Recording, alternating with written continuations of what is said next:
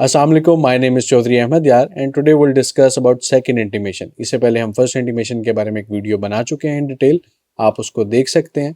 So second intimation पे बात करते हैं। जैसे ही आपका 6 मंथ्स का पीरियड कंप्लीट हो जाता है, यानी कि आपकी जो प्यूपिलेज का पीरियड कंप्लीट हो जाता है, then you get eligible for the second intimation. Second intimation का मतलब ये है कि जब आपका पीरियड कंप्लीट हो गया, आपने अपना फर्स्ट इंटीमेशन का प्रोसेस भी कर चुके होते हैं, तो सेकंड इंटीमेशन में आप बताते हैं, बेसिकली इन्फॉर्म करते हैं अपनी रेलिवेंट बार काउंसिल को कि हमारा प्यूपिलेज का पीरियड भी कंप्लीट हो गया, तो काइंडली अब हमें एनरोलमेंट की तरफ लेके जाएं, हमारा लाइसेंस हमें इशू करें। तो उसके लिए आप एक एप्लीकेशन तैयार करते हैं।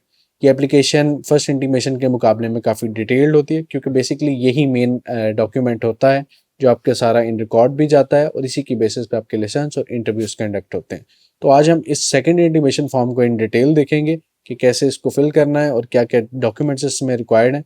तो इस वक्त आपके सामने फॉर्म ए है, ये सेकंड इंटीमेशन का फॉर्म है। ये भी आपको इस्लामाबाद बार काउंसिल की वेबसाइट पे अवेलेबल है। इस फॉर्म के ये under rule 6.1 of Islamabad legal practitioner and bar council rules के अंडर है। इस फॉर्म के अंदर सबसे पहले वो आपसे रिक्वायर करता है कि आपका फ़ोन नंबर, इसमें आप अपना फ़ोन नंबर लिखेंगे, इसमें आपका नेम आएगा, देन आपकी डेट ऑफ बर्थ, आपके फादर का नाम, आपकी नेशनैलिटी, आपका CNIC नंबर। CNIC नंबर के साथ आप अपना ओरिजिनल CNIC के कॉपीज़ के साथ अटैच करते हैं। इसके बाद एजुकेशनल डॉक्यूमेंट्स आ जाते हैं। एजुकेशनल डॉक्यूमेंट्स के अंदर अगेन आप अपना मैट्रिक का सर्टिफिकेट, आपका इंटरमीडिएट का सर्टिफिकेट, आपकी डिग्री, आपकी ट्रांसक्रिप्ट, यही मेन डॉक्यूमेंट्स हैं। एंड मोर इम्पॉर्टेंटली गेट का रिजल्ट, क्योंकि वो आपका गेट का रिजल्ट भी आ चुका होता है, तब तक आप गेट का रिजल्ट इसमें अटेस्ट करते हैं। एंड अगेन इस सारे डॉक्यूमेंट्स को, इन सब डॉक्यूमेंट्स को एक ही सेट को आप अटेस्ट करवाते हैं फ्रॉम अ गेजेटेड ऑफिसर, या इवन आप इसको इस्लामाबाद या मेंबर बार काउंसिल से भी टेस्ट करवा सकते हैं, और the president of the bar association, उसको टेस्ट करते हैं एंड देन वो आप इसके साथ अनेक्स करते हैं। इसके बाद इसके अंदर कुछ ब्लैंक्स दी गई हैं, जिसके अंदर मैट्रिक, इंटरमीडिएट, LLB और लॉ गेट के बारे में आपके नंबर्स पूछे गए हैं। इसमें आप रेलिवेंट डिटेल फिल करते हैं, जिसके अंदर आपका रोल नंबर, आपकी रजिस्ट्रेशन नंबर, आपने किस ईयर में कंप्लीट किया, आपके मार्क्स क्या थे, और किस बोर्ड या इंस्टीट्यूशन से आपने किया, आप वो फिल करते हैं। इसके बाद अनेक्शंस वाला पार्ट आ जाता है, जिसके अंदर आप वो डॉक्यूमेंट्स अटैच करते हैं जो उसके साथ रिक्वायर्ड है। तो सबसे पहला इसके अंदर ये है कि duly attested 6 passport size photos. This time आप ग्रीन टाई में नहीं, बल्कि प्रॉपर अपने प्रोफेशनल ड्रेस जो कि लॉयर्स का होता है, यानी कि ब्लैक टाई, ब्लैक कोट और वाइट बैकग्राउंड में अपनी 6 अटेस्टेड फोटोग्राफ्स लगाते हैं। इसके अलावा 2 फोटोग्राफ्स का ब्लैंक इस फॉर्म के ऊपर भी बना हुआ है, जो कि इस फॉर्म के ऊपर बना है, आप उस पर भी फिक्स करते हैं। एंड उसके बाद इन सारी फ़ोटोज़ को आप अटेस्ट भी करवाते हैं फ्रॉम अ गेजेटेड ऑफिसर या इस्लामाबाद बार काउंसिल के जो भी मेंबर्स हमने बताए उनसे।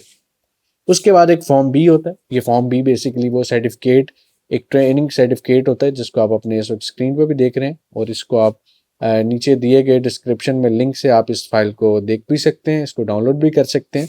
इस फॉर्म के अंदर बेसिकली आपके जो ट्रेनर हैं, आपके जो एडवोकेट थे जिनके साथ अपनी ट्रेनिशिप की, आपने उनके साइंस वगैरह लेते हैं, और वो ऑथेंटिकेट करते हैं कि इसने 6 मंथ्स की ट्रेनिंगशिप आपके साथ ख़त्म कर ली है, वो कंप्लीट हो गई है, और उसको वो ड्यूली ऑथेंटिकेट करते हैं।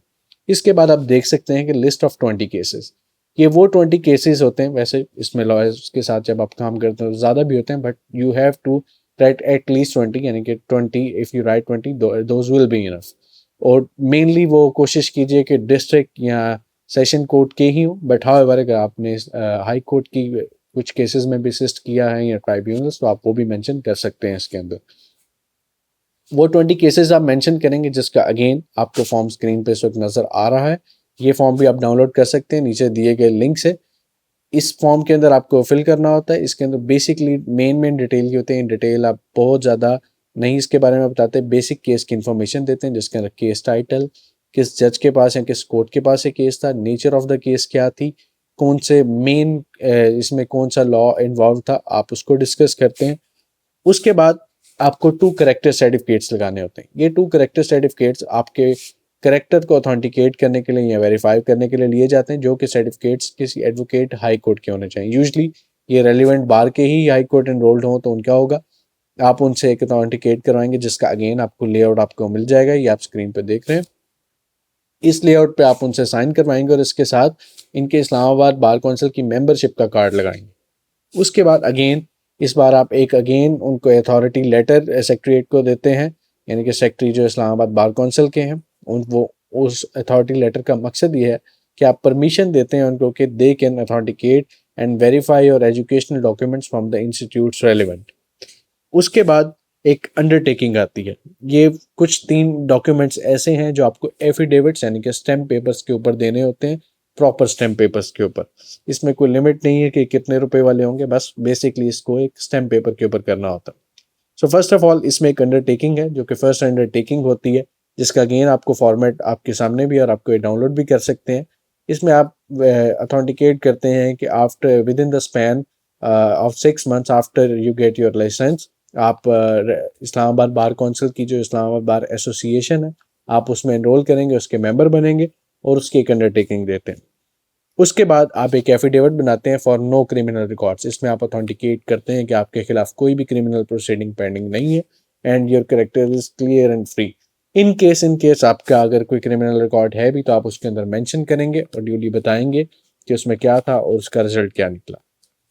इसके बाद आपका एक एफिडेविट आता है जिसके अंदर आप ये अथॉन्टिकेट करते हैं कि ड्यूरिंग योर प्यूपिलेज या इस वक्त भी या आगे भी आप किसी और बिजनेस या प्रोफेशन में इंडल्ज नहीं है, और अगर होंगे तो आप फिर इस्लामाबाद बार कौंसिल को इंटीमेट करेंगे और आपका उस दौरान फिर जो मेंबरशिप कार्ड है वो सस्पेंड किया जाएगा ताकि आप वो करें, क्योंकि during the membership while you are holding the membership of Islamabad bar council then you can not do any other type of business.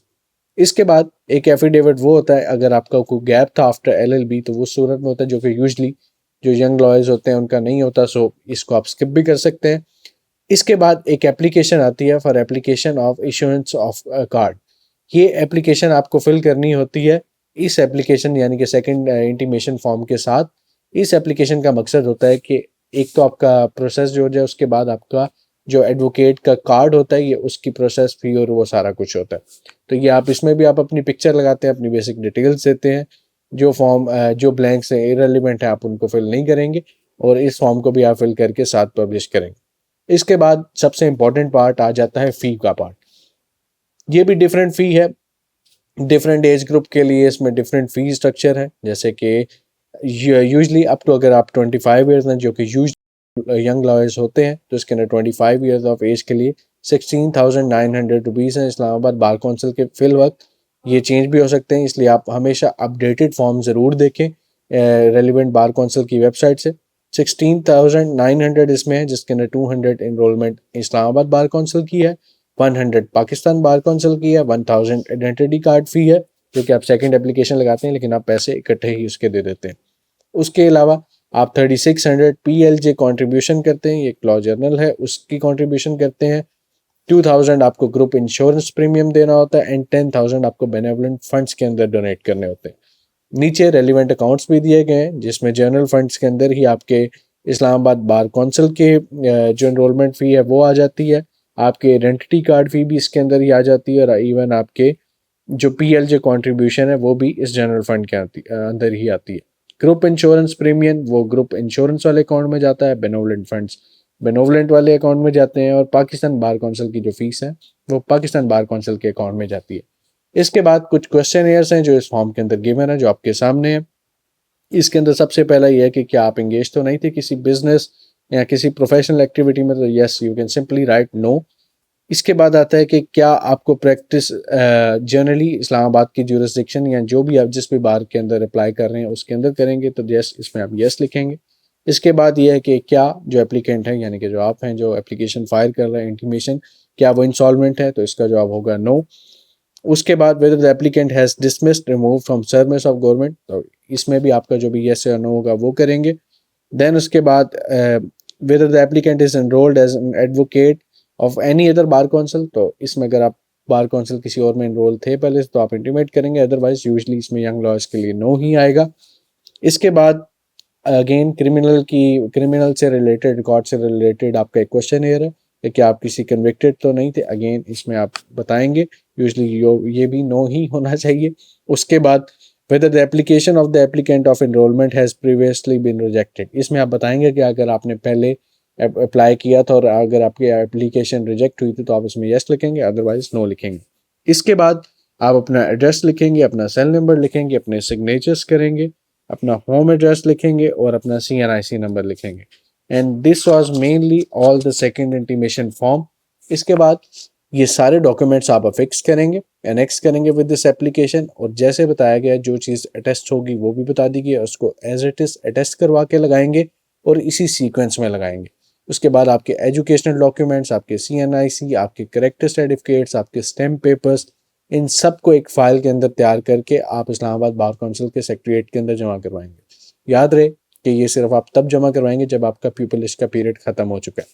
उसके बाद ये जमा करवाएंगे और जमा करवाने के बाद आपकी सेकंड इंटीमेशन का प्रोसेस कंप्लीट हो जाएगा।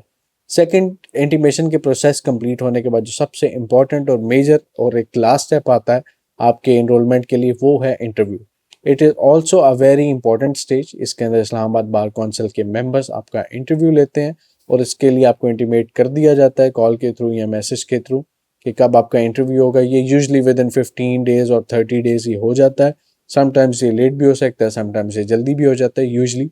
और इसके बाद आप ये सारा जो इंटरव्यू देते हैं, अब इसमें भी क्वेश्चन है कि इंटरव्यू क्या होता है। इसमें मेंबर्स बैठते हैं और इंटरव्यू मेनली आपने जो केस साइट किए होते हैं उनसे रिलेटेड ही होता है। आपसे सवाल कर सकते हैं कि ये केस में क्या थे फैक्ट्स, इस केस के अंदर जो लॉ इन्वॉल्व हुआ है वो कैसे इन्वोक होता है। ये डिफरेंट लॉ रेलिवेंट क्वेश्चन ही होते हैं। इसमें कोई बहुत डिटेल या बहुत ट्विस्टेड क्वेश्चन नहीं होता, जनरल क्वेश्चन होते हैं और वो स्टूडेंट के मुताबिक ही पूछे जाते हैं। जब आप उस प्रोसेस को भी सक्सेसफुली कंप्लीट कर लेते हैं तो आपका सेकंड इंटीमेशन के बाद इंटरव्यू का प्रोसेस भी कंप्लीट हो जाता है और आप फाइनली सारे प्रोसेस कंप्लीट कर लेते हैं। Then if you are okay with it, आपको ओके कर दिया जाता है। तो आपका प्रोसेस कंप्लीट होने के बाद आपको एक हफ्ते के अंदर अंदर या विद इन 10 डेज आपका एडवोकेट का एनरोलमेंट कार्ड मिल जाता है। आई होप कि आपको ये सारा प्रोसेस समझ आ गया होगा। अगर आपका कोई भी क्वेश्चन हो तो आप पूछ सकते हैं एंड इसमें कमेंट करके हमें बता सकते हैं। Thank you so much.